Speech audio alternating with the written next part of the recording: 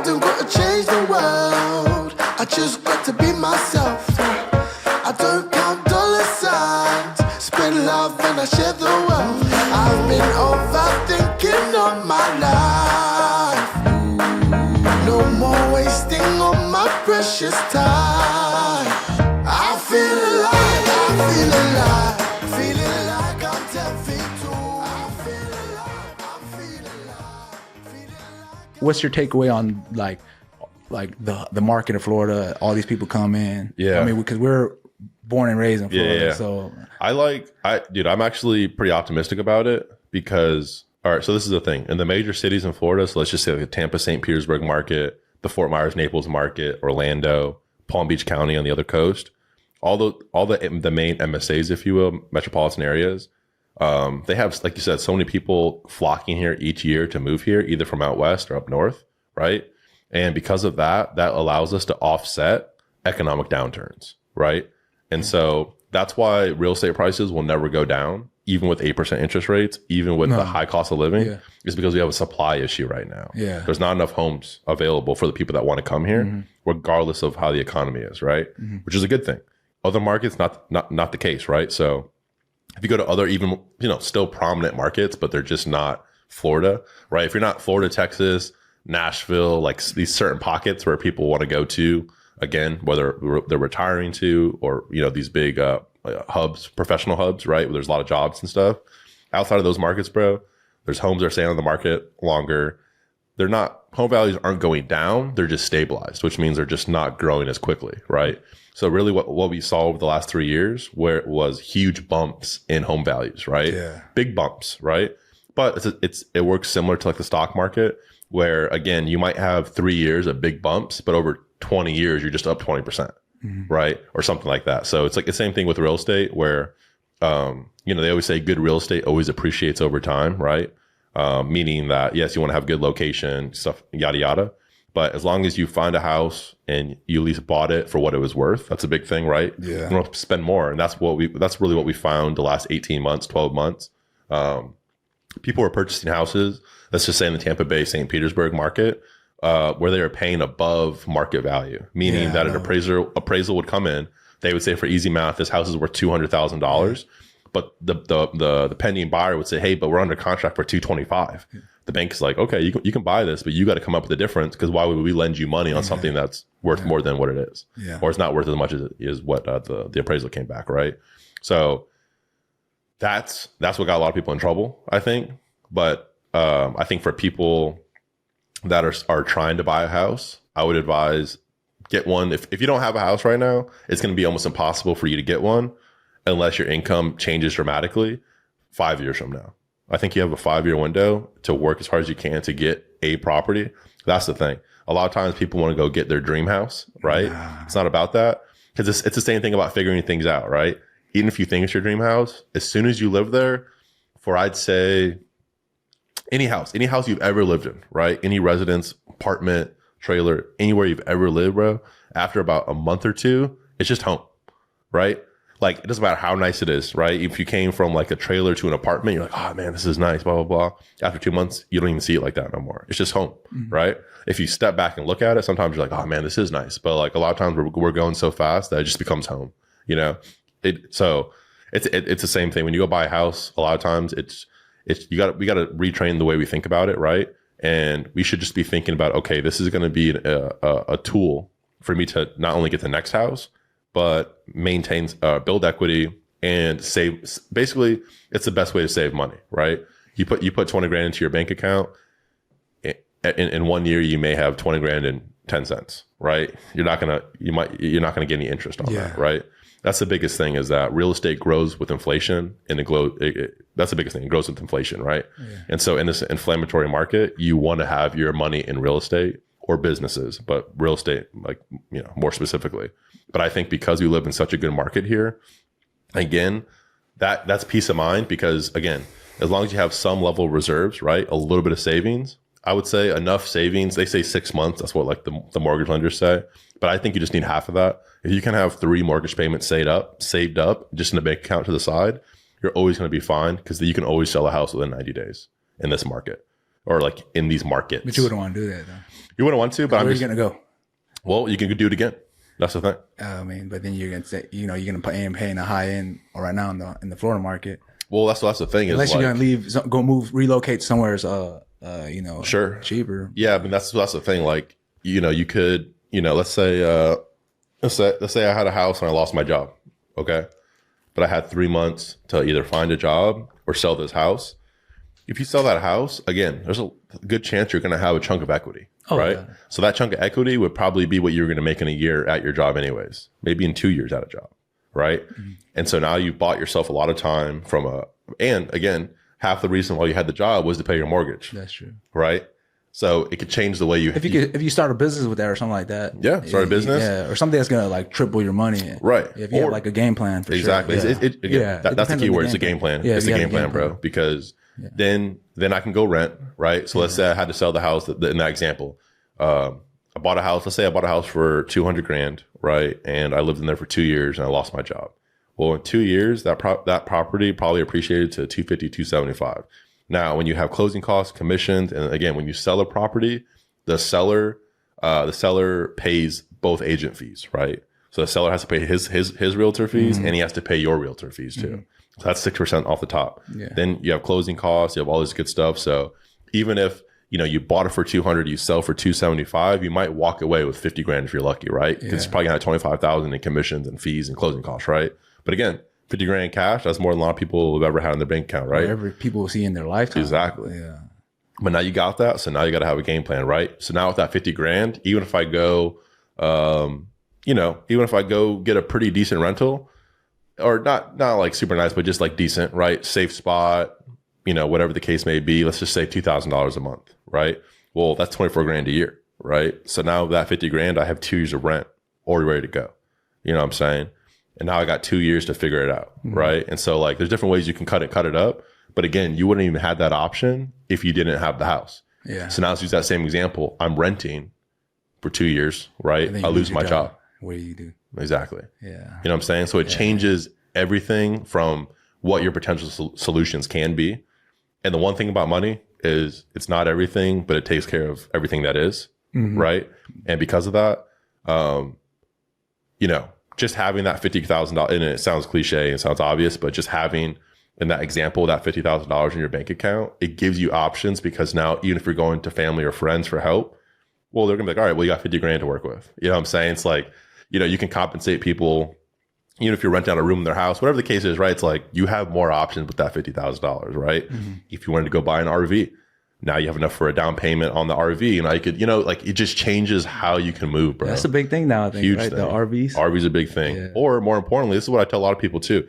A lot of people are like, well, the reason why I can't buy my first house is less about, interest rates and stuff like that. Obviously that might deter them from, really creating a game plan, but really what it is having enough disposable income left over after they pay their current bills. Yeah. Right. That's the biggest thing, right? Because cost of living is so high right now, right? So food, things that we have to have, right? The essentials are very, food, gas, all that good stuff is just going up higher and higher, right? Even the stuff we want to do for fun, that's becoming more expensive too, right? But if you're trying to get a house, hey, there's no fun right now. There's no fun, yeah. Yeah, that's a lot of things. Like people aren't willing to like put that aside for a little bit. And that's discipline. Obviously, not just on the face of it to like save, but it's discipline to say no to invitations to things. Yeah. But also, it's definitely a slippery slope, right? Because you say no 10 times and or you may not get 11th time to even say no, right?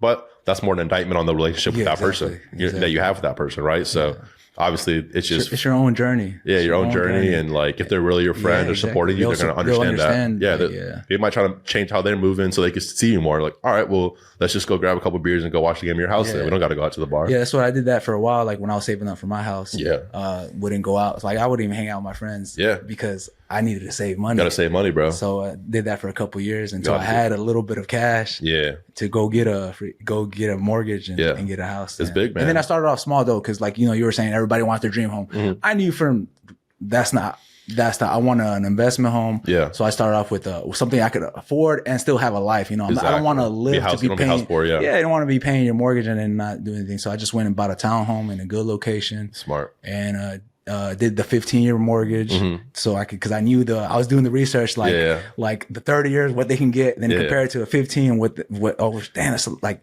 you save a lot of money, and then just paying on the principal. Add a little bit on the principal, and then go conventional loan.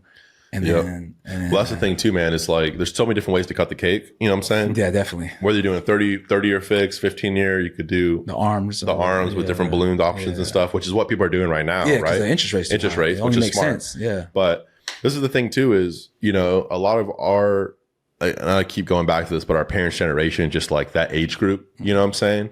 They were taught, you know, if you're lucky enough to get a house, you know, try to get a house or whatever, try to get property. But there was so much pride in like paying it off quick. You know what I'm saying?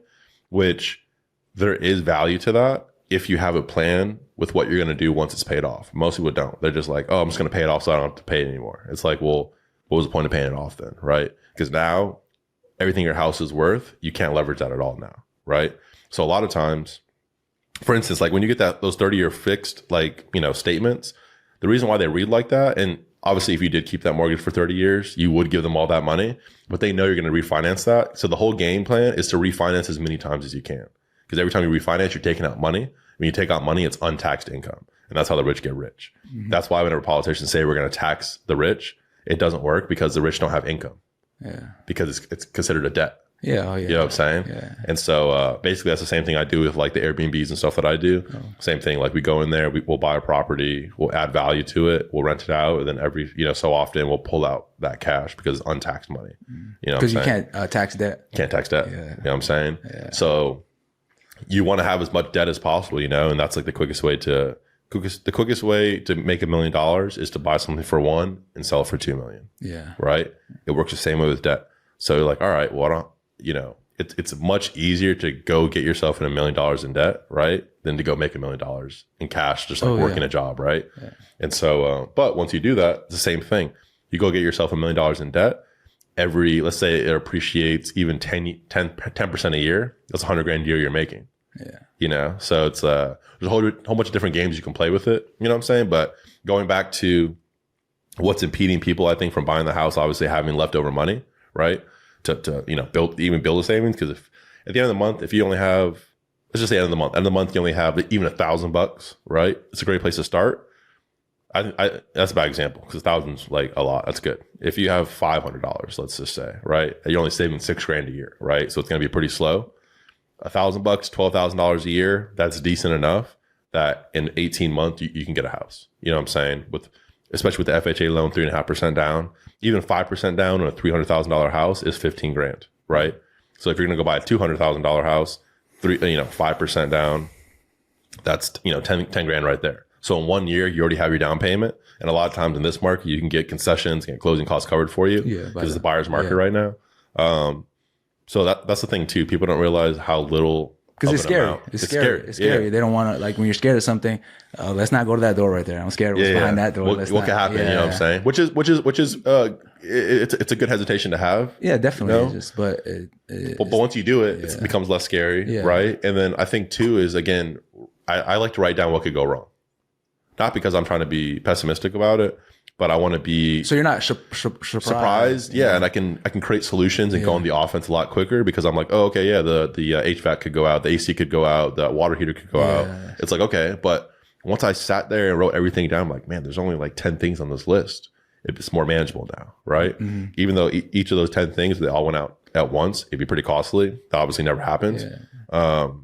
Even if one thing goes out, it could be costly. But at least I know what the solution is for each of those things. Yeah, you just got to get it out there and you realize it's not that big of a deal. Not that big of a deal. Yeah. And we'll just do the same thing we did to get the house. If you can get the house, right? If you could be disciplined enough to have good habits, to save up enough to get the house, you're going to be fine to have good habits, create solutions for anything that happen with that house. Yeah. You know what I'm saying? But I would say a big thing is people can go buy a house, their first house, to rent it. You know what I'm saying? People aren't thinking that way. They're thinking, if I go buy my first house, I need to live in it. Well, it's like, okay, well, if you barely had money to buy the first house, let's just go buy a house at a lower price point and then put a tenant in there. Yeah. You know what I'm saying? Or a tenant, whether it's long-term, short-term, or midterm, right? Short-term is going to be the Airbnbs, VRBOs. Midterm is going to be anything over 30, excuse me, anything over 30 days, which is typically like traveling nurses and professionals like that. And then obviously long-term is what it is. Yeah.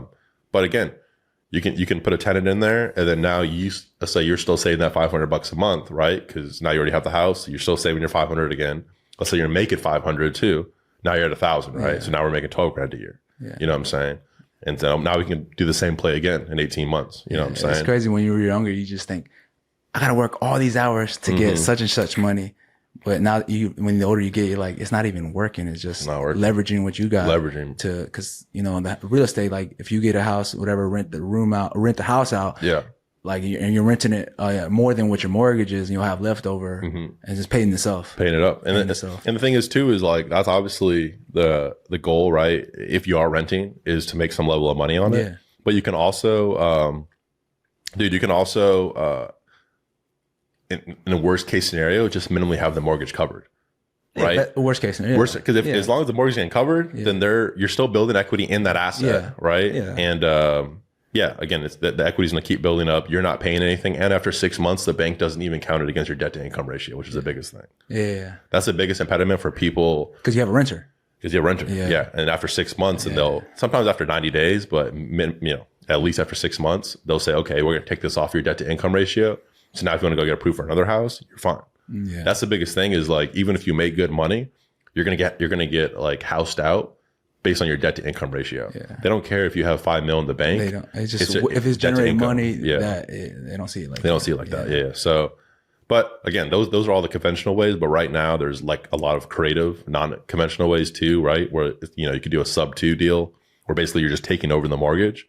Because maybe they bought the house within the last 12 months, right? Yeah. In the last 12 months in this market, and maybe not in the best location per se, to where it really hasn't made that much money. Maybe the home value went up 25 grand, right? But after the commissions that we just talked about, closing costs, they might have to write a check, right? They might still be down a couple $1,000s, right? After they pay back the mortgage. And so when people are in those situations, let's say you were in that situation, then I'd say, hey man, I'll give you $5,000, right? For easy math, maybe 7,000, we'd come to an agreement, and then you sign over the house to me, right? So now you made $7 grand cash at least, and then I take over the mortgage for you. After 6 months, the bank will see that you're not making payments, but payments are being made, but it's not coming from you. And so that would be taken off your debt to income. So you can still go buy another house or downsize or do whatever you want to do. But now I got to get a house that was locked in at a 3.5% interest rate instead of getting one at 8%. Oh, is that what a lot of people are doing now? Yeah. Yep. That's what, Dylan Faltis from Leonard. Oh, yeah. I think you had him on the he has a really good episode. You should listen to that. Okay. We dive into all this stuff, but that's what he does. Yeah. I only did the whole, I did like my research when I was buying a home. Since then, I'm not really into it. Nah, not really. Cause you get carried away into, you should get into it, bro. With everything you have going on and how organized you are, I think you do really well. Yeah, I mean, I'm in a good spot right now. What I'm doing, just like the balanced life I have right now. That's important too. Because being a dad takes a lot of time. Oh, absolutely. So I don't adding other things that take away from that. So, sure. And then I got all the workouts I do because it keeps me anchored. Like I'm not going anywhere because I'm just like chill. And then the work I have now, and I got a couple of things I do, and that keeps me. Keeps you going. Yeah. Keeps you good. Yeah, but eventually, because like life always changes, the evolution, your kid's going to get older, you're going to have more time. Eventually, you're going to have more time for yourself, So just, I'm living in the present moment. And then when other things, like when life moves on, then new adventures go on. And so absolutely, bro. Definitely. But I set myself up good though, because I got a townhome, which my goal is to rent it out and then use that to buy my other house. Yeah, be a good idea. Like that. Yeah. Yeah, man. It just, I'm simple. I'm simple with how I live and just get the. There's no rush to those things either. You know what I'm saying? I just got the PMI off did you? Yeah, like I got the letter last week, so I'm like, that's a win. Yeah. I'm like, all right, save a couple, like 100 and something a month. Yeah, $140 savings. That's good, just man. So. That's a big thing too. Even it's less of a thing now because again, people are getting smarter with their cash. But when people were buying houses back in the day, and like maybe they had family assistance, right? A lot of times, again, the mortgage lenders, they make money based on like, a lot of times how big your down payment is, right? Yeah. And so they would try to convince you to put 20% down if you had it, simply to save the PMI. But I'm like, Why would I, they taught me that. Yeah. That's an extra like 50, 60 grand in cash just to save $140 a month. Or they would like tell you like, oh, if you want to buy the interest rate down. Right. And then it makes no sense. It doesn't make sense all the time. Sometimes it could, but a lot of times they always say just put the minimum down and have the cash, Yeah. So. A lot of times, like when they talk about buying, it's called buying points when you're buying the interest rate down. You have to see how long you have to hold the house before you refi to see if it makes sense. Yeah. You know what I'm saying? Or if you refinance too, you got to see when you're gonna break even. Right. And start saving. Exactly. Yeah, that's what I'm saying. So like, if it's under 2 years, it's typically a good play. But a lot of times it's like 3 years or more, and at that point, it's not really a good play. But if you can buy down, like even in this market, let's say they're 8% interest rates, you can get like a 5.5, and you just have to hold the house for 22 months. It makes sense. You know what I'm saying? Because a lot of times you're not. But how much would that cost you to buy that interest rate down? It depends on the price of the house, but it could be like an extra 6 to 8 grand. You know. Okay. So it's like, obviously it's a respectable chunk of money, but you're talking about like as soon as that 22 months burns off, basically you've broken even, right? As soon as 22 months, and then after that, it's just complete savings. So what's a payment right now with the 8% interest rate on what average mortgage right now? What is going actually towards like? What are they collecting? They're collecting a lot, dude. Like what is going to the principal? Because I know the principal hardly gets anything in the beginning. Yeah, because you got to pay taxes and you got to pay the interest on their end because they got to make their money first. They make the money up on the front end. So that, like if he defaults, at least that's what's crazy. They make the money on the front end, and then even if you default, they obviously like take the house back and resell it, which is not a good situation for the banks. Like they don't want to be in that situation. That's what they were telling me. They don't want that situation. It's a lot of work for them, and it gets even hairier for commercial properties too. Foreclosures and stuff like that. So what do you think is the average payment right now, like for like with the 8% interest rate? Yeah, somebody want to get a $300,000 home right now with the 8% interest rate. They're probably paying like $3,200 to $3,400 a month. Probably. And then what do you think of that? Like that? That's probably like with like taxes. Oh yeah. What do you think is going to the principal? $500? Maybe. Yeah, that's crazy. Yeah. So. Maybe. And the thing too in St. Pete, for instance, is there's a lot of flood zones. You know what I'm saying? I know Ruskin has some too, but the flood insurance is big. And when you buy a house, you have to pay for flood insurance up front. So like hazard insurance, homeowners insurance, it's factored in to like your closing costs initially. And after that, if it goes up, you have to come out of pocket sometimes. But your flood insurance, like if it's a $2,000 policy, $2,000 up front. They don't pack it into the mortgage. You know what I'm saying? So that's obviously like a hefty fee on top of, everything's hefty and it adds up quick. Adds up a lot quicker when it's $2,000 here, $2,000 here. Like, holy crap! You think how when we were kids, we had it so easy. So easy. It's like you're like, oh, and then you get a dog, you have all these responsibilities. All these things, like, man. But it's good, man. It's fun too. You know what I'm saying? Like anything. Like I make fun out of like that race I did a couple weeks ago. Let's talk about that. How was the 30? I think the 50K I did. It was fun. It was good. Like it was not like. What got you? I know you've been doing running for a while, but like what made you pick that specific race, and like how'd you like hear about it? Well, racing. What got me into racing? Let's just start there. So I had to get out of my head. So I was like definitely like so I had to go on to school. Got a bachelor's degree, and I thought you think the degree's gonna get you a job, right? So I wanted to be a cop, right? So I went to do that. So I got the degree, whatever. And then I go to my interview, and they didn't get the job. They kind of definitely labeled me. Because where I grew up at, they brought back where I grew up around. The people I grew around. Right. Which would have made you a great cop, but exactly. That's what's missing. You think, but they looked at it as liability. They're like, we can't trust you. Too close to. Yeah. So I'm over here. I did 4 years of college, right? So I'm like, I thought this was it. Right? I was like, man. So anyways, it got on a low point. Then relationship ended, another low point. So I'm like in a low point in my life. I'm like, I feel lost. I feel like, damn, I don't know where to do, what to do, whatever. But the only way I can clear my head is like, I got to get some physical activity. Started going for runs, long runs. And then I was like, well, I feel a little better. I don't know, I don't know what it is, but I'm gonna keep doing it. And just like that, it really makes you think of what is like deep inside you. Like that whole saying, fatigue makes a bitch out of anybody. Like you could have you could be the most skillful, whatever, throw the best shot, throw the football, but when you're tired, that thing goes out. And then you really like see who you are. Right. So I'm like, I would just push myself to So that's where the long distance came. I was just pushing myself. I'm like, how far could I take it? Yeah. Cause I'm like in my head and like I'm getting out, like I'm really thinking deep with these long runs. So that's where it started for me. Then then I ran into a Goggins video. Oh yeah, I was gonna say you like Goggins. Yeah, that was it. I love Goggins. But then I see his story and it resonated with a lot with me. I'm like, oh shit. Like I kind of like, I wasn't always in shape, you know? So like I was a fat kid.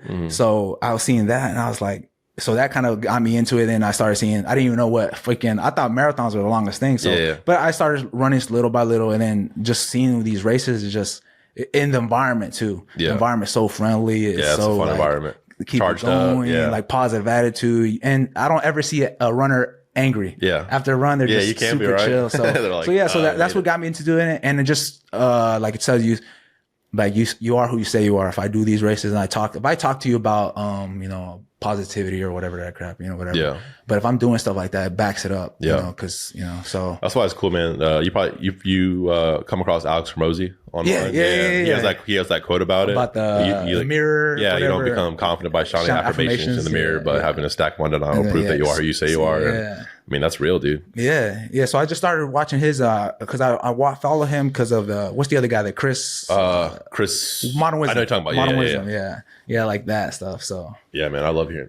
Dude, sometimes I'll spend like if I'm on social media, bro, like outside of like actually like posting something, which on my personal stuff I don't really post too much. Now like the business and podcast stuff I'm posting more, but that's the content I consume, bro. Like I mean just that's it. I rather listen to that than music sometimes. Like just hearing those like quotes from Goggins and Chris or Hormozy. And that's why I tell you I love my job because I'm on the street, I'm alone. I told you I like being alone. So I'm on there for like 3 hours by myself, like in my mail truck, delivering in my neighborhood, and that gives me time like 3 hours to listen to the whole podcast. You know, so I'm learning knowledge while I'm working. I'm like, oh man, I can use this. Or, I like that. Oh, that hit. Like, oh, I feel that. You know. So that's why I do the same thing, bro. Like you can see the screen is so big over here, and I basically break that up into 3 different springs. It's broken up into 2 right now. You can see, but I break it up into 3, and the third one I have a podcast going the whole time. So that's what keeps me. And when I'm listening to podcasts or sometimes I'll put the TV on one of those screens or whatever. But I feel like I'm not missing out on anything in the world. And if I feel like I'm not missing out on anything in the world, I could just double down on working harder. Yeah, so that's why when I was on my 50K, I was running through the trails. That's another beast. Like running through trails is not the same. That's different, dude. Yeah, it's different because it's different, like you feel it way like 2 times, you know, way more. But I'm out there and I told myself I was gonna challenge myself. Well, you know what? Let's just talk about the day before. It just kind of give you of who I am, you know, right? So I'm wearing my boots. I'm just a worker. That's it. If you want to categorize me anything, I'm just your everyday. Yeah, you know, I'll work hard. I'm a dad. Work hard. That's it. No excuses. So anyway, so I like challenging myself. Some people think I'm a little crazy on the things I do. That's good. But okay, so Friday, the day before the race, I'm over here. I go to the boxing gym. I was like, you know, my next, you know, I'm about to do my longest run. You know, I've never done 50K. But, you know, I should be resting, right? I should probably be resting. But I was like, no, you know what? I get that itch. I'm like, nah, I'm going to go work out, wake up early, go to the boxing gym. So I go to the boxing gym. I wake up at 4:30. I go to commute to Tampa. So I do that before I go to work. So I do a really intense workout. I should have probably just did a chill, but I did it really like upped it because I was feeling good. I upped it, then went to work, right? And then went to work, did my mail stuff, whatever. But like lately right now we've been short on employees for some reason. Oh, really? Yeah. So anyways, they're paying us more to go help out other routes, like help. And I can't turn down money because like I'm saying, I'm that grind in me. Like, and you get done early anyway. All right, so I'm like, they're like, oh, but it's a lot. I'm like, shit, I'll take it. I just worked out this morning. I feel good. I'm ready. You know, I'm ready. I take all that, right? I had another 4 hours and then pushing back to like 7. So I don't get home till like close to 8 p.m. And I got a 50K the next day. So, you know, you got to hydrate, you got to eat. And I'm like, man, that pasta meal or whatever. But instead of being like that, I was like, this is great. Yeah. Because all I'm doing this race for is to see how tough, like where I'm at mentally. That's all it's about. How far can you take it? Yeah. So then I just, whatever. Like I was like, so what? I'm not overthinking it. This is what I do. This is what I do. So, get home, stretch out a little bit, go to sleep. And I like listening to music when I go to sleep. So I can't sleep in silence. So I got meditation music. But for some reason, sometimes the iPhone, I don't know why it does it. My phone dies. So I have it on Spotify and I have the charger connected and it dies. And it died. And I'm over here. But luckily, I don't know, 3 o'clock hit and I woke up. Yeah. And I checked my phone. That's real, bro. That happens a lot. Like for flights or whatever, you can't miss something. Yeah. And I checked my phone, it's dead. And I jump out of bed. I'm like, it's dark. I'm like, oh man, because my race was in Brooksville. So it's like an hour and 10 minutes away. So I had to be there the race started at 7. I needed to be there like at least 6:30 to give me time to warm up, check in, whatever. Yeah. But I wake up and I jump out and I'm like, oh man, I'm gonna be late. And I run outside and see it's still dark and I go charge my phone. I see it and it was 3:08. And I'm like, but that adrenaline, you're pumping. I couldn't go back to sleep because I told myself I was gonna wake up at 5. Yeah. Couldn't go back to sleep. So I only slept 6 hours. Jeez. Worked a full day workout. Double day. Dang. Yeah, workout and an extra long shift, like 10 hours. I worked 10 hours that day and worked out for 2 hours. And then, had 6 hours of sleep. And I'm driving, but I wake up. I can't go back to sleep, but I'm driving over there and I'm in a good mood because it's like, this is who I am. Yeah. When life gets tough, see who you are. Yeah. And I warm up, do the race. And then I was like, you know what? I'm not going to, when the race starts, I check in, I feel fine, whatever. Yeah. The week before I did the half marathon. Yeah, I was going to say, yeah. So that was another thing. So I was like, who does this? I'm like, in myself, I'm like, who does this? I did a half marathon. That's Mini Goggins right there. I did a half marathon last week, worked 6 days, with helping too. Cause that whole week I was helping because they're like, because they're giving more money and I'm about, let's take it. Yeah. So I did all that and I ran the race and I was like, you know what? I'm not gonna listen to music. Yeah. Oh, really? Yeah. Cause I want to see, cause before I've done races before and then you get those tough moments. You're like, man, I need some inspiration. I need some music. And I was like, you know what? I feel like I'm in a good headspace. Yeah. But the only way I'm really going to find out is I got to put my body through something. Yeah. So then I run the whole, race and I get to mile 26. I'm like, I don't need music. I didn't need it. For the first 26 miles, I didn't need music, but my legs are freaking they're heavy. And it's like where I can't get a long stride because I know I'm gonna cramp up. Yeah. So then I just listened to little music and then I started singing it and I'm over here in a good mood. And that's how I knew like, I'm really like that Alex Hormozy thing, whatever. But and I'm in a good mood and it knows that I ain't got nothing messing with me right now. And then I finished the race and I was good. I was like, man, it was nothing. It was like, it just shows you like you're what you're capable of. You're capable more than what you think you are. Yeah, no, that's real. So it's just who I am like that day and just like, that's who I am. That's awesome, dude. Yeah. So you think you do a full marathon next or not next, but like, is that in the works? I've already done marathon. So this year, check this out. So a 50K is bigger than a marathon. Okay. So in January, this past year, I did the marathon, the Clearwater Marathon. Okay. And then how many miles is the marathon? 26.2. 26. Okay. And then I did all 3 of them this year. So I did the marathon to start off the year, and then I did the half marathon, and like a couple weeks ago, then I did the 50K. 50K is 31 miles. Okay. That's like the first, the ultra. That's the first level of ultra. Ultra goes from.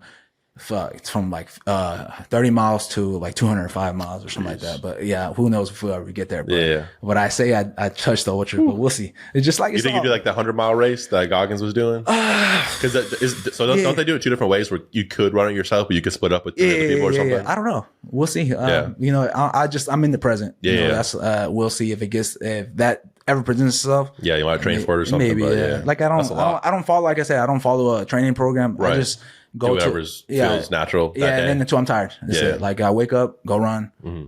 If I feel good, and go on. What's like a normal run for you? Like just like on a minimum 3 to 5 miles. A minimum 5. Probably 5 to 10. If I feel good, I'll do the 10 miles. Yeah. But it depends on like the time restrict. Like sometimes, I don't want to wake up at I wake up at 5 or 5:30. Sometimes it takes me a little longer to get ready to hit a run or whatever. So then I'm like, I was pushing it to be late and this and that. So, like yesterday I had to go to work and my job is laid back. So I can get pulled up to work late and they don't trip because it's like I said, you get there, finish your route and that's it. So I was feeling good. And I was like, man, I'm kind of starting to run late. I'm not going to be late. And I'm like, but I'm feeling good. I was like, let me just push it to almost 8 miles. And I was like, I feel good. I was like, let me just go to work now. But I do all that and then go to work. Like I work out, I'm on my feet majority of the day. Yeah. Yeah. What, so I feel like whenever cause I used to run a lot, man. I used to run a lot. And, man, I feel injuries.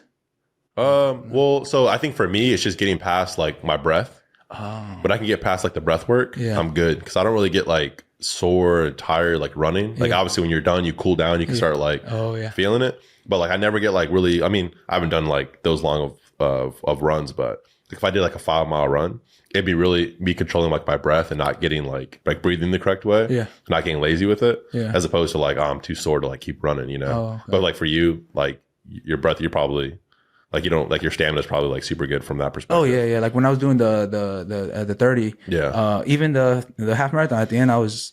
You're good. You're breathing normal. Yeah, it's your legs that get a little fatigued. Yeah, that long of a race, my heart rate. Hills and you know, stuff. my Garmin watch, my heart rate was probably like at a 140s, like at mile so like 30. Yeah, but it's just your legs fatigueness. But, yeah. But when I do go in those like when I do boxing, like my heart really gets really high up. Yeah. But I just try to think of like things that calm me through like those rigorous like things. So I'm like in my head, I'm thinking about a beach somewhere, just to chill. Like that. Is it the legs too with boxing that gets tired the most? Because you're just, or is it? It's the heart rate. It's your heart rate that gets up super like that panic mode too. Gotcha. Especially if you're sparring someone, you're like, yo, man. If you don't want to get hit, you're trying to like think about everything. Fight or flight, you know. So that's what gets you. But like if I'm hitting the bag, like I like getting in that zone where it's just like where you're breathing hard, it just takes you to like crazy land. Yeah. And I'm there and I love Operating it. chaos. And I love it. And I love it. But that's where like you can control yourself, see who you are. Nice. Yeah. So that's how I like it. Man, dude, you're doing so it. I do a lot of physical stuff. That's my passion right now. Yeah. Not really worried about anything, if anything comes out of it, but that's just something I love. And yeah.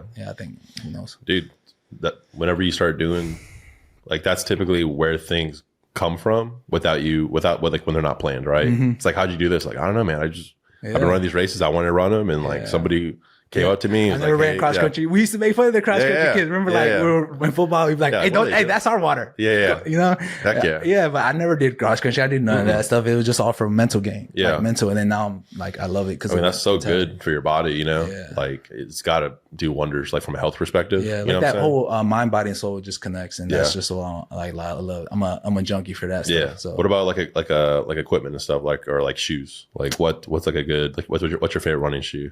So I was a big fan of Asics for a while. And then I did the Brooks. The Brooks were pretty cool, but I think I had one pair of shoes that didn't last me that long. Yeah. So then I was like, you know what? And the Brooks to me, they don't really have much style to them. Sure. So I was like, you know what? Let me go try the Nike. I mean, I know the Nike, whatever, but Nike has some pretty good shoes. Yeah. I mean, they're a little pricey, but I like the style, and then the comfort of them too. Yeah. So I usually go with Pegasus. Pegasus. Yeah.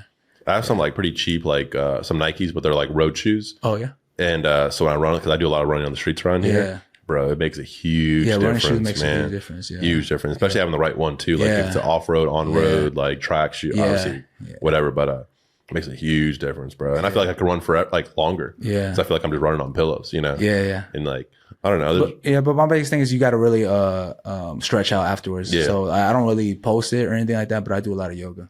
Do you? Yeah, because like my body is tight. Like I believe it. Yeah, I'm like, oh man, calves. What about like hot tub or jacuzzi or cold tub or spa or what was it, sauna? You do any of that kind of stuff during the week? No. I mean, if I had it, or have access to it, but I don't. Yeah. I mean, I work outside. I go for like in the summer. Yeah, we're basically in a sauna outside. In the summer, I'm being like me. I would pick the hottest time to go run. So I'll go like at 12 p.m. and go run out in July in the fucking sun and do 10 miles and and that's my sauna. Yeah. But so what I just do is freaking just do yoga. Yeah. That and weed helps a lot. Yeah. It like relaxes your body. Absolutely, bro. So that's the biggest. Bro, it's arguably a performance enhancing drug. You know what I'm saying? Whether it's the pre or the post. Yeah, I mean, relaxes. I don't know how I would it, but Yeah. Have you tried running on it? Yeah. I heard it's great, but you're not gonna feel nothing. Yeah. Like if you feel a little something in your knee, or you tell you should stop running. If you're high, you're not gonna feel that. That's true. So you can get hurt. But I enjoy it. I do that. Yeah, I enjoy that. But those are the chill. Like I've done a couple of those, but I try not to though. But because what about because I know like just talking to people that are older that ran a lot, like they're either athletes and stuff, but I'm talking about when they're in their 40s and 50s. A lot of times they like attribute some of their back pains to the amount of running that they were doing. Oh yeah, on like concrete and stuff. Do you think that ever crossed your mind, or you're just like obviously in the moment? That's my fear because I'm like taller too. But like my joints and stuff. And I'm like, yes and no. I read a book, Born to Run, a couple years ago. The dude was who wrote it was talking about like he had that pain stuff, right? He was a taller guy. The doctors would tell him you shouldn't be running. It's not the shoes, it's nothing, blah blah blah. Right. So then I guess he journals through it. So he ends up going to Mexico. Like there's a group called the Tarman. They actually run a lot. but they live healthy lives, and these dudes run like up the mountains and blah blah blah. Yeah. Anyways, but they don't get hurt. So the whole theory of the book is like we're all like, I mean, because we're hunter and gatherers, like we were made to be long distance people because the only way we kill animals because we had the endurance. Right. So we were created to run. Yeah. So anyways, but in the book he just says that it's a lot of it comes from the happiness. If you're happy doing what you're doing, I don't know. Maybe the stress of that doesn't affect the body. Yeah, maybe who knows? But you could inherently have like a slightly different technique when you really enjoy doing something, as opposed to like it's a chore or something. Yeah. So luckily, in knock on wood, I haven't had any serious injuries, and I've been doing this for like I started probably like 20. Like when I needed to get my head out my ass, I probably started 2018 probably. Okay. And it's leveling up. But the effort was always there, but it's now like leveling up and so your body's getting more accustomed to it too. I feel my body feels great. So stretching, like you said, is huge. And like I said, I don't think people do the post enough. I know I don't do the post enough when I do runs and stuff. Yeah, I do. I'll get so I don't watch TV really. So same. Unless it's live sports. So I'll just get home like after a hectic day or whatever, and I'll just put on some TV, some yoga on the YouTube, throw it on the thing. I was gonna ask you, so you're doing that at home yoga? Yeah. Because you're like, I ain't don't like going out too much, like or the extra payment, you know. So I'm just like, I'm in the comfort of my home, like I like going to bed early. That's the only way I wake up early. Yeah, same. So I'm trying to like be in bed about 10 p.m. That's my new thing. So I stretch out and then from there just go straight up to bed. Yeah, same, bro. Same for me too. But eventually, I probably would do some yoga classes just to growth and like get better at it. I was doing some hot yoga. Yeah, I heard that was good. I listened to Rogan podcast. He always There's two different types of hot yoga though. There's like Bikram yoga, which is like they have the whole Netflix thing on like the Bikram guy who supposedly like there's a big controversy that he stole it from somebody else that didn't have access to like technology, But basically, so Bikram yoga was like the OG hot yoga, but now because he's so controversial, a lot of studios like call it hot yoga now instead of Bikram. All of them used to be called Bikram. Oh, shit. Yeah, you like to open a hot yoga studio or a Bikram studio, you used to have to go to his did they cancel him? Conference. They tried to, but they couldn't really cancel him because he's like not from America and like too big. I mean, they gave him a Netflix show. Oh shit! But you should watch that. It's pretty interesting. It's a real story, and I think even on Rogan he was talking about the Bikram guy a little bit on there. Okay. But he did have one thing figured out, which was obviously like the system to it, because it's the same poses. You know what I'm saying? Like you don't switch it up. It's like this is Bikram yoga. So when you go to a class, you're doing the same thing, whether you go to class 10 years ago or today. Oh yeah. And it gets pretty hot, bro. Like the legit Bikram yogas are hot. I like the challenge of it. It sounds tough. And the thing is, you have to. It's like a cold tub. If you like, I'm actually getting ready to get a cold tub here. Yeah, because I'm actually going to build out a gym because a lot of my thing is like my timing. Yeah. So things that I have to like make a priority in my life, I have to make them convenient. You know what I'm saying? That's a big reason why I work at home or like I have a home office set up. I've done a cold tub before back at USF. Yeah. Like that shit was I mean, it's cold, but like you got to like kind of settle into it. You know what I'm saying? And like mind over matter, like you were saying. Yeah. And here, sometimes here and there, I buy like 3 bags of ice and throw them in my tub. And but it's like, I mean, it does wonders for your body. And like that, they said like the only thing that comes close to like, I don't know what the medical term was. It wasn't dopamine, but whatever like the hit it gives you in a cold tub, and basically lasts for 8 hours. And the only thing that comes close to it is cocaine, but that only lasts for like 8 minutes or something. You know what I'm saying? But it's not like the high of the cocaine. It's like something else in the cocaine that like gives you whatever.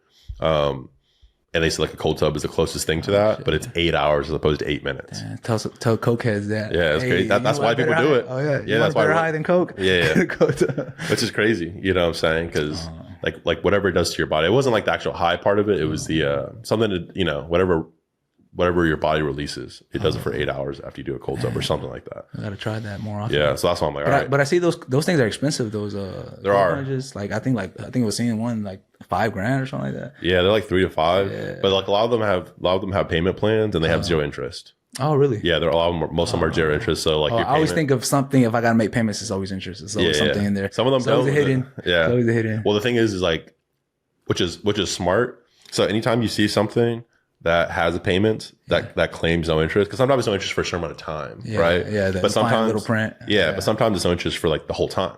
If you ever find things that have no interest for the whole time, you should never pay full price for it, because that means at the full price, it's less. It's already baked in. Yeah, the interest already added on. Yeah, to it. so you're actually screwing yourself by paying it up front because at that point, the whole goal is to keep as much cash in your bank as possible. Yeah, it's like when something's on sale, or whatever. You know, it's, they raise the price up. Oh, it's 50% off. Yeah, Black Friday. You know what I'm saying? To get everyone like, oh, dude, it's 50%. You know, they bump up the sticker price, like or cars too. Exactly. But I think Ecolta, bro, you can get like a decent one for like 150, 180 a month. You know what I'm saying? I think it's like payments for probably like a couple years or something, maybe not even. Probably like a year or two payments. And I mean, for me, bro, anything I ever spend money on, even if it's like, doesn't matter what it is, a pencil, you know, whatever, like I'm going to use it because I feel like, man, if I put $1 on that, I got to use it. You know what I'm saying? So I know like I'm getting like just like a basic like workout equipment like for the garage, and like I got bands out there, I got dumbbell sets already and stuff like that, but I'm just gonna like build out half of the garage so I can still get a car in there, but half of it just dedicated to fitness and like, you know, because like if I walk outside all the time to take the dog out, go on walks, runs, all that good stuff, and it's like I'm not gonna be able to walk past that and not get a workout in, you know what I'm saying? So well, I mean, but sometimes when you got everything there, but sometimes when you got everything there, it's harder.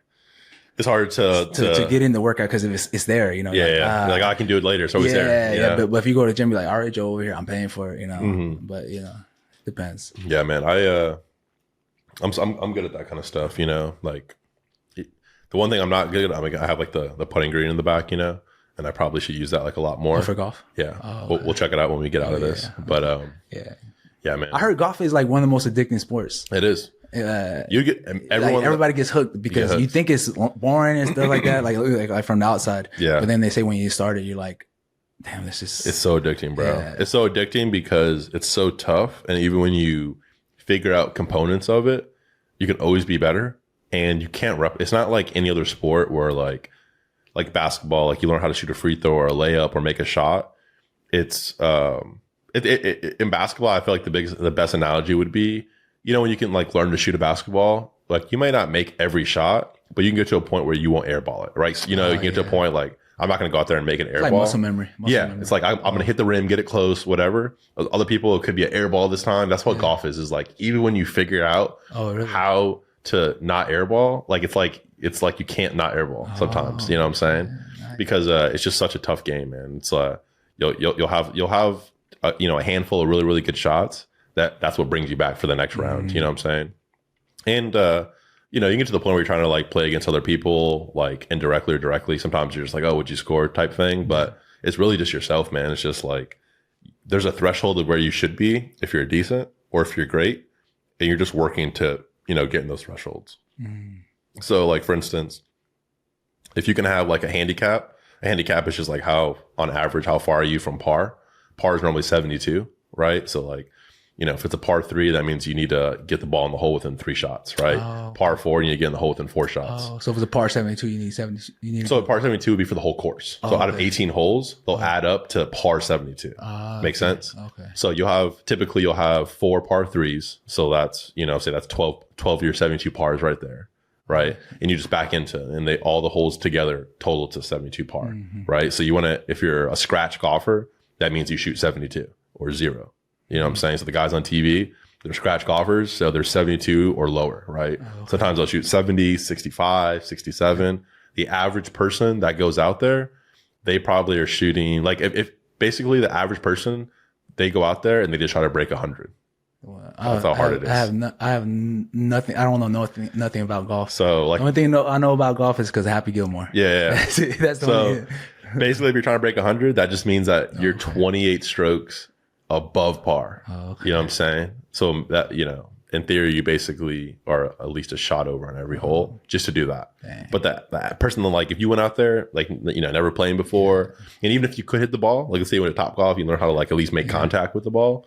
You'd probably, if you were legit scoring, you'd probably go out there and score like a 140, 130, 150, which is like double par. Which is not good, you know. But that's just like shows you how hard it is. Oh yeah, and even you going from 150 to 130, you'd be hooked. I imagine. Like I just dropped it 20. Like anything you're getting better at, you just get caught in that hole. Caught in it, bro. I think you're outside, you're in nature, you can walk. A lot of people carry their bags. So you get a workout carrying your clubs, plus you're walking. People do speed golf where they sprint between shots. So yeah, you hit that'll it. be me. Yeah. And then you're sprinting with your bag on. So you're getting like a little run in, right? So people do it so many different ways.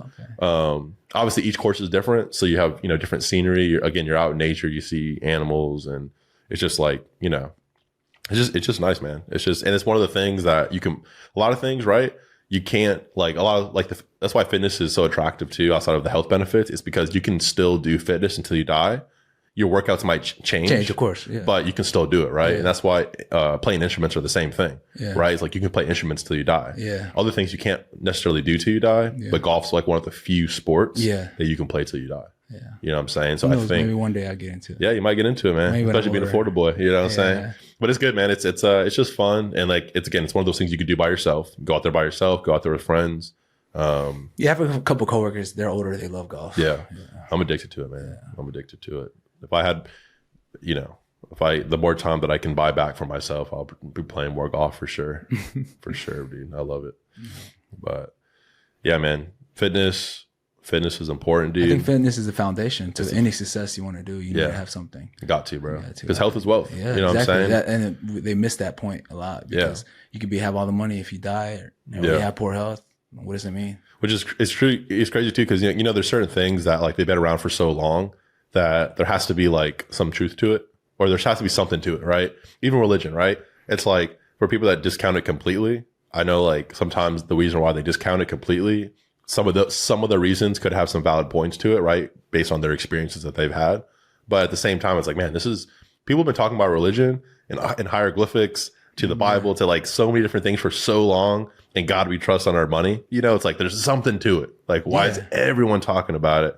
You know, the other things that not everyone talks about, like not everyone talks about Christmas or like certain things, right? Because it's like, okay, well that makes sense. It's a little bit more of like a pagan holiday or whatever the case is. But you know, like certain things that just in life that, you know, that you can look at and be like, all right, there has to be something. You got to take away from it. And like health is one thing that's always like, if you go back, you know, and you study history or other cultures, some level of fitness is either embedded in their culture and lifestyle or in a practice, right? Every military across the world, fitness is huge. Even when we were growing up, it's one of the, we were growing up, our parents growing up, everyone growing up in school, there was always PE class, physical education. Like there's something to it because it's always been in our society, and there's probably a reason for it. I think it's definitely fading out. It's fading out more. Like I know they don't even go to, we used to have, in school, we had PE every day. Every day. And now they don't have it. They don't have it every day. It's like every other day or something like that, or twice a week, I think maybe. Yeah, they're in the classroom now like 3 days a week, and then they're outside or, you know, dressing out 2 days a week or whatever. But yeah, it's changing. It's changing, which is,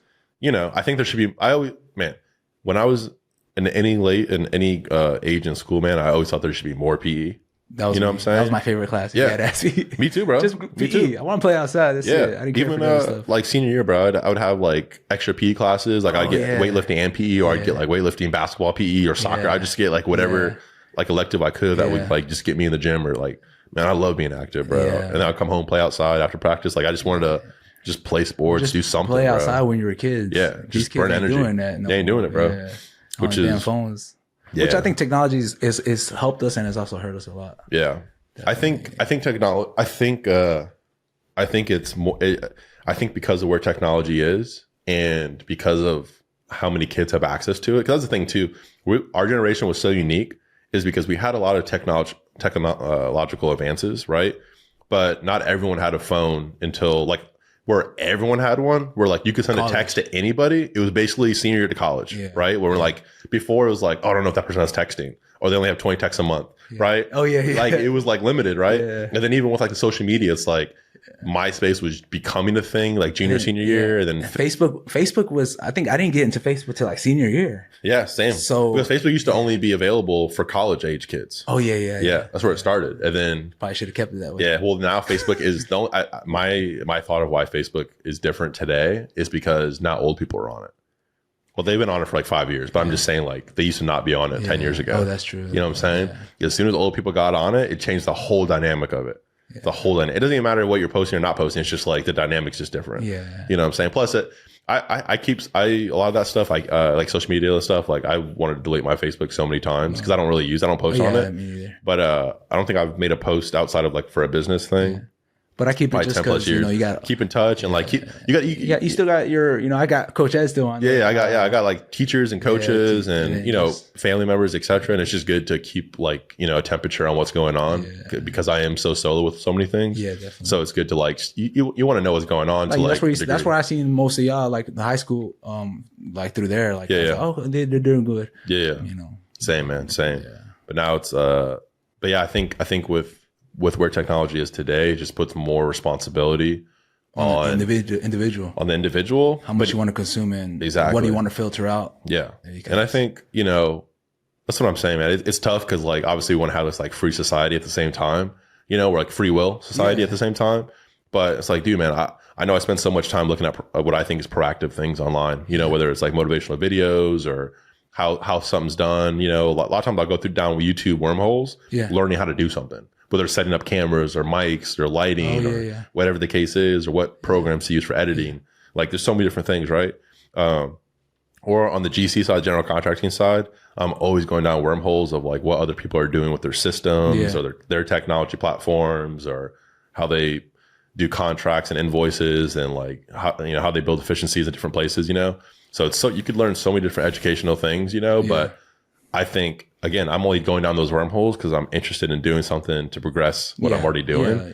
And I think that's the tough part, right? Because as a kid, at what age do you start even having those motivations, right? If you come from the dirt, it happens a lot sooner, right? Because a lot of times, I know for me at least, it was like, you know, my motivation started when I wanted to help the family. I'm like, man, I want to do my part to like feel like I'm helping, you know? I know you say good grades and do this and I'll do that, but like I want to do a little bit more, you know? And that's kind of where my worker mentality came from too, is obviously seeing, you know, my parents put in the work they had to do to get us where we got to, but, you know, also like being motivated to like match that, you know, at some point. And, but if you don't have that, if you grow up in a comfortable, which again, we're all working hard so that our kids can be comfortable, right? So it's kind of like they're gonna have it better than what you had it. Yeah. If you do everything that you can do, can't give them too much. Can't give them too much because you got to teach them. What is that one saying I was watching on YouTube? Like going back that where the dude's like, what he said, I think it was like something I might be butchering it, but his grandfather walked to work. His dad drove a nicer car, right? Then whatever whatever drove a Mercedes and the Ferrari. My son's driving a Ferrari, then his son's gonna walk. It's like the system, because you give them too much, it becomes weak. They become weakened, and they don't understand the true value of hard work and what the really grind is. Exactly. So that's why it's like coming up with systems, and you know, obviously, like I'm not a parent, so like, you know, it's so easy to like speculate on like what I would do or what I wouldn't do, you know. But I'm, you know, I know enough to know that I don't know what it will be like until I actually am one, but. You know, I think if you think of, you almost have to like, you know, like back in the day, like it didn't work in my family, but I know other families did like allowances and stuff like that, you know? I don't know what that is. Yeah, exactly. I didn't work, we didn't have that in our household, but you know, like the thought process behind that was positive for people that got that, right? It just reward them for work. Well, again, if they had to work. But yeah, that was only assumed that was the initial theory, but I think it was just like you're gonna get let's just say $10 a week, and just like understanding like, okay, if I wanted to get, because some parents, they want to make them do work, they might give them $10 a week, but they're not gonna ever buy them something outside of like a necessity ever, right? So even if they want to get like popcorn at the movie, it's like, no, I'll take you to the movie. Anything else you got to buy. You got $10 a week, right? You're getting $40 a month. Yeah. That's enough to get you a popcorn, right? So like, I do think those kind of things, structures are positive, you know? Yeah. And again, and again, like, I think there's positive of correlating money to work, but I think there's positives of not correlating it sometimes too, for a kid's brain, right? Because then they could just always look at, you know, because it, you know, at the end of the day, you know, people are complaining about going to work, and I always like, well, it's work. Yeah. Like no one wants to work, you know, like I like to work, but I don't want to go to work. Yeah. You know what I'm saying? Per se. Yeah. And, you know, cause you still want to like, motivate, inspire kids to not look at things so binary, like work for money. You know, you want them to like follow their passions, and maybe that will lead to money, or that will lead to work, you know? Yeah. But, I do think it's positive, right? Cause then you're still learning how to budget, save, and correlate things that you want, and you having the capacity to make it happen. I think that's the biggest thing. Because I think as a kid, when we wanted things, we didn't have the capacity to make it happen. Yeah. Even if they were like, hey man, like I know when I wanted to like make, you know, save money for a field trip or even like try to get a pair of shoes for the school year, I was willing to do whatever it took. But then I didn't have the opportunities to even do it, right? So I was like, man, I'll go mow 20 yards, but I don't even have like, you don't have the lawn. I don't have the work to do it. You know, like nobody's asking me to do. You know, it's like, so I think it's positive to create those structures where it's like saving, or even teaching them how to do like certain things, like even trade stocks, stuff like that, dude. You could do like so many different things. That's not about getting rich. It's just like the process of like putting a trade in, selling the stock. Like even if you and then losing it too, and then be like, oh, okay, man, I can't be reckless with this. And then you start thinking about your decisions more, you know. And you know, I think it does work, man. I know it worked for me, and it probably worked for you, where you know we understood the value of $1 so early. I definitely knew, you know. And I had to pay for all my stuff in high school. Yeah, same. Because like I think I had my dad wanted, like, for me to go to Leonard, I had to drive to school. Yeah. My dad was like, you want to go to that school? Yeah. You got to get your own car. Yeah. So I had to go finance my own car. He's like, you're paying that car. So I had to go get a job, pay the car. And he's like, anything else? Your phone, your clothes, anything? Same, bro. But like in the moment, I'm like, man, this sucks. You know, why do I? You know, but now, like, you know, years later, you're like, that's where it started. It started there, that's bro. Where it started. The same for me, dude. Going to work, like in high school, I would work. You know, during football season, I would only work on weekends. Yeah. But school and football, that was a full-time job in a sense. Yeah. So it was 7 days a week, all through high school. And just so I could have my money to pay school, I'll pay for my, you know, gas, car, clothes, you know, because we, you know, in school, you want to have nice shoes. Dude, trust me, dude. I was in the same boat. I think my, when phones first became a thing, where it was like, you could just get like a basic like Nokia phone. Not even that. Like, it's like a Nokia, like like maybe like an Altel flip phone, like a basic, like basic, like ones you could just get from Walmart. Oh yeah, the little green screen. Green screen. Exactly. And that was like the first phone that like my parents tried to buy me. Yeah. But then they ended up like taking it back to resell it, or, you know, just things got tight. Yeah. And then ever since then, I was like, oh, all right, like, but yeah, man, field trips, like since 15, I've paid for my phone, like field trips, school clothes. You know, I'd get some stuff from my parents, but it was like a pretty, you know, maybe like a $50 to $100 budget per year. Yeah. You know what I'm saying? Anything same else? Pair of shoes for the whole year. Yeah. But like if I wanted that $100 budget, it was like, do I put it on the football cleats? Oh, that's true. You know what I'm saying? Or do I put it on school clothes? So I always had that choice to make. And a lot of times I would just throw it on like the cleats, something I was going to use like a lot. And then I would just like thug it out with like going to Goodwill or going to certain places and just trying to make it make it pop. But you know, I never really worked. Like, I wasn't that stuff never really bothered me, but it definitely taught me like the value of $1. Like I learned that every dollar counted so much, dude. Yeah. Even if I would go to like McDonald's and stuff with the family, and let's say like my parents were gonna buy like the meal, I would never get the meal, bro. I always would get like dollar menu stuff. Even if like my siblings would try to get it, I would always like, all right, this like every little bit like stacks up. You know what I'm saying? Like I would go for the 2 McChickens. Instead of the McChicken and the fries and stuff like that. Same, bro. Even to this day, I do the same thing, bro. I do this. A lot of my habits. Get water. Yep. Yeah. I do a lot of the habits I did back then, where it was like survival. You know what I'm saying? Yeah. It's still like how I do stuff now because it's practical. Yeah. You know what I'm saying? It's like, I don't really need the fries. I don't need this. Let me just get like 2 double cheeseburgers and a water. I'm good. You know what I'm saying? Same. Like, so, but yeah, I mean, I think, you know, I think you can still learn the value of $1 without having to go through like what we had to, you know, go through. You know what I'm saying? I think you can still teach that. Oh yeah. You know, but through different mechanisms and stuff like that. But yeah, it's tough. I mean, that's a fun part for you to figure that out. Oh yeah. I'm working on it for sure. Like I definitely as getting older is like I'm taking more of the responsibility of being that disciplined father. Like no, these are my expectations now. You know, this is what you need to do. Now you're getting like the real world. Like I'm not sugarcoating it. You know? It's just like, because it can be dangerous too. Exactly. Over time. Exactly. When they're little, you know, you do all the, you know, you shelter them, and now it's just like, this is the real world. You have to work for what you want. School, and I'm like, emphasis big on that. School is your job. And I'm like, the houses and the house here, the food, everything, that's my job. Your job is to go to school. And I need a business. I need that. And I tell you, that's the foundation. Your work ethic is right here in school. If you have a good work ethic, you could translate that into anything. She don't like school. I'm like, that's not the point. The point is what you're going to learn from it, like work ethic. And you apply that to whatever you do like to do. Exactly. So. And learning to do things you don't want to do is an important thing. That's life.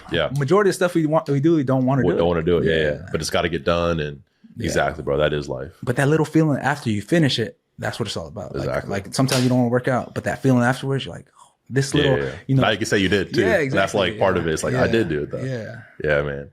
That's important, bro. That's why it's important to, that's why I do like social media though, because, you know, even me seeing you do what you do and other people that are doing what they do, you know what I'm saying? Like, that's what's motivating. That's what's inspiring. And it's like, all right, like they're doing it, I need to go do it. Yeah, it's all you know connected. What I'm saying? Like if you do, like I could be in a different aspect of life, like fitness, whatever. You might get inspiration for that. Yeah. And then you put off a business thing, and I'm like, man, that's dope. You know, then you aspire that, and it's just like a big old circle. Everybody could take from somewhere else. Bro. At least any open-minded person can, because some people are just like, man, some fuck you and whatever you're doing, whatever you're doing, like, you think you know it all, or you're full of yourself, like you know, like, or you're like, I don't understand you, or like you're showing out, whatever. That may be, you know. Yeah, and there's definitely those feelings that happen, you know, as well. But a lot of times that's just like an indictment on like where they're at mentally at that point. That's on them. That's nothing to do with you. Exactly. So and that's the thing too, man. I feel like it's a slippery slope. That's why I was, you know, not just me. A lot of people are like this too. But I was so guarded on things that I posted because it was either motivating for people that wanted to get to where I was at that point, or it could be coming off as like throwing it back in your face or flashiness, and all that kind of stuff. And you know, it's like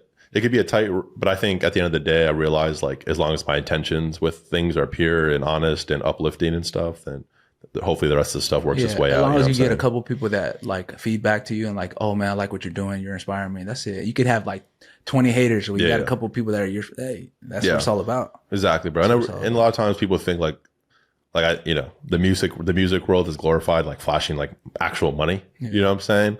But I don't think that's even what attracts people. That attracts like the wrong crowd. I think people want to just like know how to do things. This, you know what I'm saying? Like everyone wants to do something, they just don't know how to do it. Yeah. You know, so it's like, I think that's more of it. And like, again, the money is a byproduct of just, you know, doing the right thing, you know, or being on the right track for wherever you're trying to do. You know what I'm saying? It's just going to come, you know what I'm saying? So, and what are you going to do with it outside of, again, once you have those 3 pillars figured out, it's like, what are you going to do with the money? You know? Exactly. What are you? It's just a currency. You know, it's just a currency to trade things. You know what I'm saying? But like you said, you have your house, you got your car. You know what I'm saying? Motorcycle too. Hey, motorcycle, yeah. Motorcycle. Yeah, I was gonna say. Yeah, I love that. That's another thing I get away from. So another like, I got so many hobbies that get me away. Yeah. You know, running. The motorcycle is dangerous, no? I mean, how do you? I mean, everyone's probably like, you've been doing it for a while. Yeah, it definitely is. But you know, I mean, there's certain things like I can't control everything. Right. But I don't put myself in certain situations. So like, I don't drive at night. Yep. Like anytime at night, and like I was thinking about driving out here, but then I was like, you know what? I was wondering if you were going to. Yeah, I was like, you know what? I don't want to crash the Skyway with it. You know, I just think of situations. There was a nasty crash on the Skyway like a month or two ago, and he was actually one of the, I think, co-owners of a brewery that's over here in St. Pete. Yeah, jeez. I think he got hit by like a.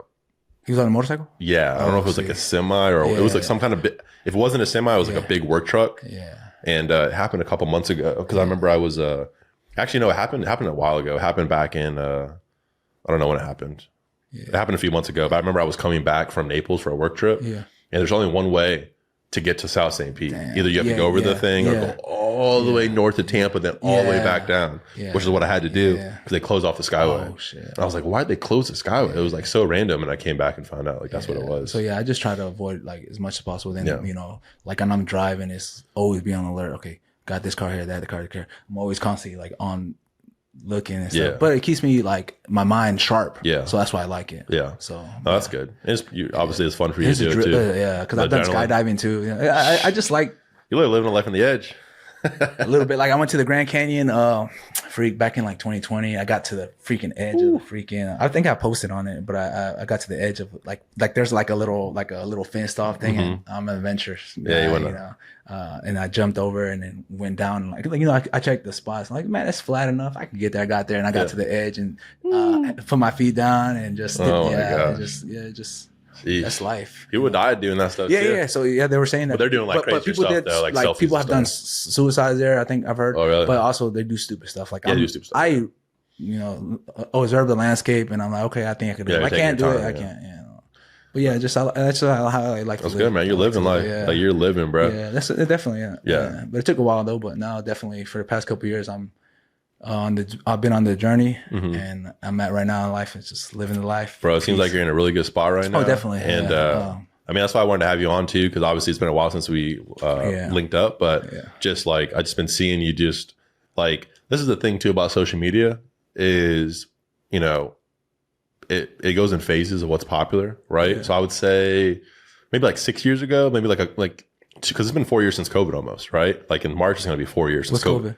Nice. Yeah. I don't know. But just like, you know, so I would say back to 2018, basically like 2017, 2018, 2019, it was very popular to be an entrepreneur or to be like doing something like starting a business and stuff like that. Everyone said they were one, right? Mm-hmm. And then fast forward to like beginning of COVID time, 2020, everyone thought they were stock traders and doing all this kind of stuff. I know, I thought I was. Yeah.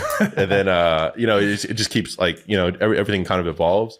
But the cool thing about social media is that you can't hide from, you know, the things that you claimed at certain times, because social media will show over time if, you know, again, if you have that stack of proof. Yeah. You know what I'm saying? Yeah. So I feel like for you, everything that you're doing now, you've done parts of that for years. Obviously the boxing still for 3 years, but that was like probably one of the last things.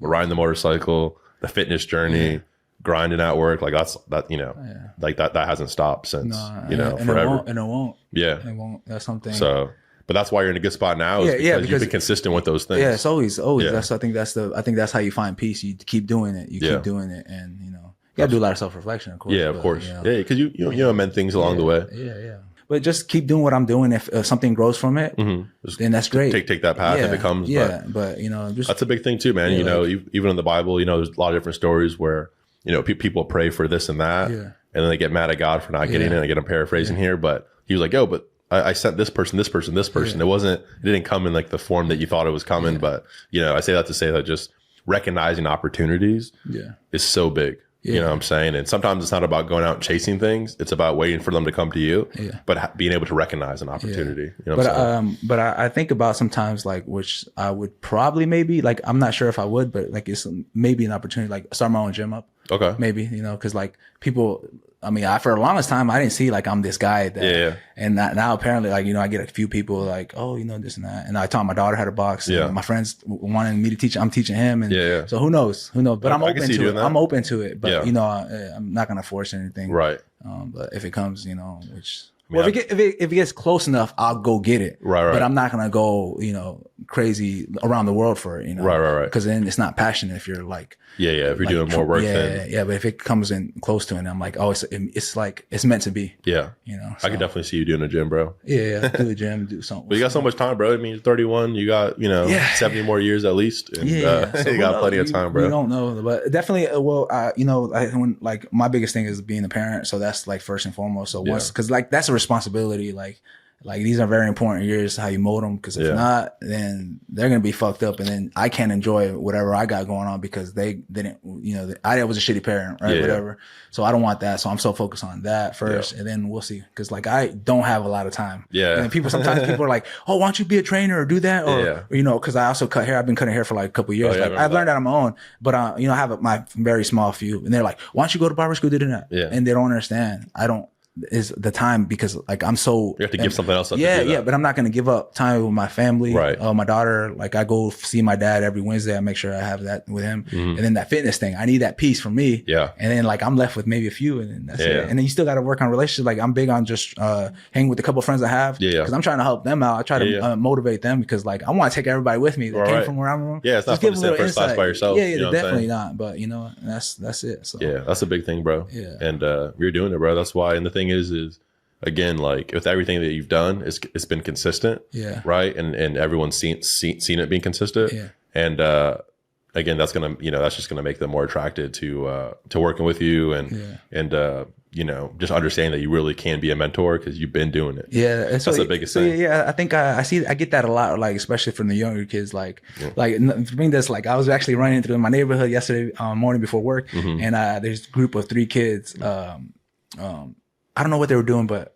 it was like around 8. They were out. I don't know where their parents were at, but they were out walking. They had like uniforms on. I don't know if they were a team sport or something like that. But the kids just looked at me. They're like, Goggins. And I just smiled at them and just waved at them. So, and a couple of times I'm running, I get these kids just look at me and they're like, oh, nice. And, you know, so I definitely see. And then when I'm at the gym or I'm at my regular gym, not the boxing gym, regular gym, hitting the bag. And these kids just come up to me like, oh, can you give me some pointers? Give me some pointers. And, you know, and I'm open. I kind of like that. I'm like, oh, you know what? Yeah, I can see see myself. Well, they always say that's like the next step to mastering something is being able to teach it. Yeah. So I have, because I taught my daughter. I made a video now, which went pretty. I got pretty. Did you? Like I think I got like almost 800,000 views or something like that. One of my TikTok videos. Jeez. That was it. That was all I got. But yeah, that was it. But I definitely taught her she could definitely hold her own. Yeah, for sure. That's good. Because kids are cruel. Kids are cruel. Kids are mean, bro. Yeah. So my thing is like.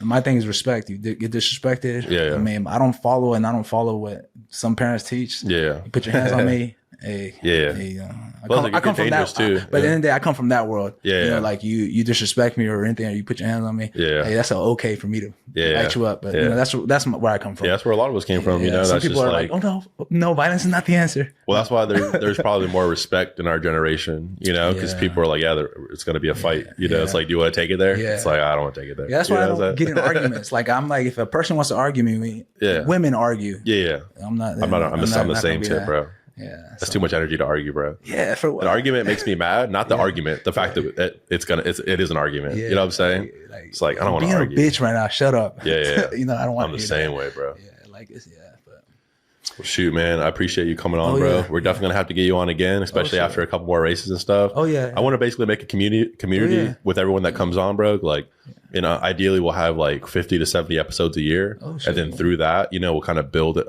basically a community of hustlers, grinders. Everyone's on the same like wavelength of just trying to create purpose in this world, and you know, do good by other people, and hopefully from that we can leverage that community for charity. That's the real goal. Nice. So whether it's doing you know, 5Ks, golf tournaments, Christmas dinners where we have like some live music and we raise money, because there's so many different outreach programs are, you know, a large reason why I'm, you know, even here today. Just through different assistance that that me and my family have received, you know, growing up and stuff. And so definitely. I just know how important those things are. Yeah. So like, I'll definitely be, if you like anything, like I'll be anything my service can. You know. Well, that's the thing is like, you know, I want to do some of those big things I just mentioned and you know, of course that will raise some money for some of these. I want to go find defined charities like local, Tampa and St. Pete area.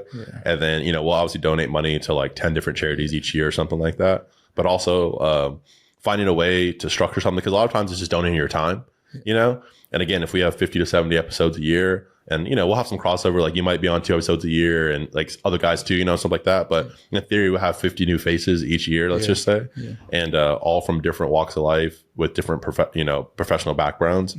And again, even if it's us doing 30 minutes one time, or an hour session one time where you teach kids just the basics of how you hold your hands and how to throw a punch, like so many small things. That's not money; it's just time, you know. And but that would be so cool for them. Down for that, and you know, just different stuff like that. You know, again, I know so many different people that are so great at what they do individually, and you know, I just think that, you know, just collaboration and leveraging like the network that we've had. You know, I think that's one thing about our generation that's kind of great compared to like our parents, is like, you know, even if we don't keep in touch, like even us, we haven't touched base in so long, but we kept in touch on social media and this and that. So like we kind of know what people are, you know, we can get in contact, you know, that's the biggest thing. And I think we're connected. And I just think that like leveraging that, like in this next decade of our life is going to be so important, you know, and that's like the foundation I'm trying to like really use. And that's the goal with the podcast, you know, everything else that comes from it, we'll see. But you know, the goal is, I know there's hundreds and thousands of podcasts, you know, so I was like, man, let's just have cool guests on here that have, you know, a little bit something different to say, and then.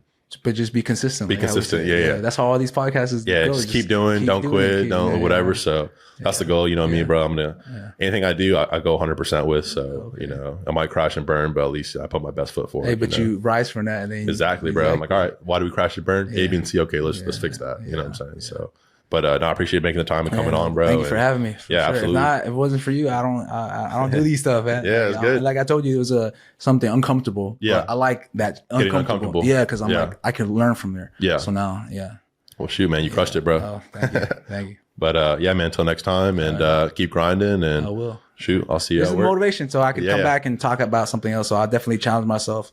Maybe do a 50 miler, or do something else. Maybe do an amateur fight and come back, talk about it, do something. Yeah, definitely like motivation to keep. I like that. Keep growing and keep grinding harder. Yeah, they always say that you should have at least one thing every year. Oh yeah, minimally that you could look back on and be like, man, like even for you, it could be kind of like a portfolio of it, right? So you're like, man, like this is the year of the races. I did every single race. You know what I'm saying? That's true. So maybe 2024, it's like the year of like that. You do like an amateur fight or whatever the case is, you know. So I'm already. I think I know I'm already ready for one, but I just it takes a lot of time. Yeah, man. It puts you in this freaking. It's a whole different thing because now you're crossing over from hobby to like a work thing, and that's what kind of you don't know. It might take away from like why you love it so much right now. You know what I'm saying? So, but nah, man, we'll see though. Yeah, we'll see where it takes us, and man, this has been awesome, bro. Right. Thank you for having me. Until next time.